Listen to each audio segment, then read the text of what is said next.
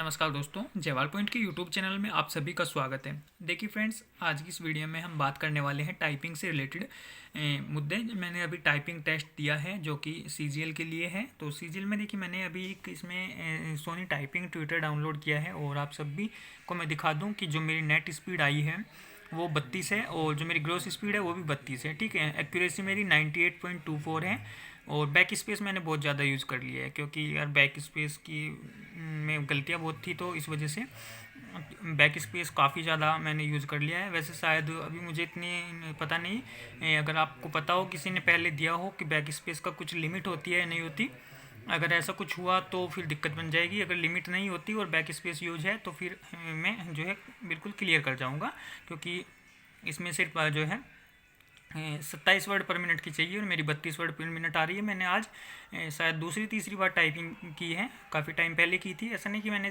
करी नहीं, लगातार टाइपिंग की है पहले। तो मेरी अभी ये ग्रॉस स्पीड आ रही है, देखिएगा मैं आपको दिखा भी दूँ।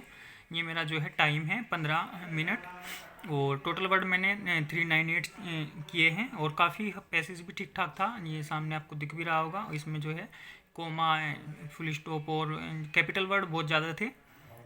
ठीक है दोस्तों, तो इस तरीके से जो है मेरी ये टाइपिंग आई है अभी स्पीड। तो टाइपिंग स्पीड में शायद मुझे दिक्कत ना हो, लेकिन अभी तैयारी थोड़ी कम है और बाकी तैयारी में लगी रहा हूँ सीजीएल मेंस की भी दोस्तों।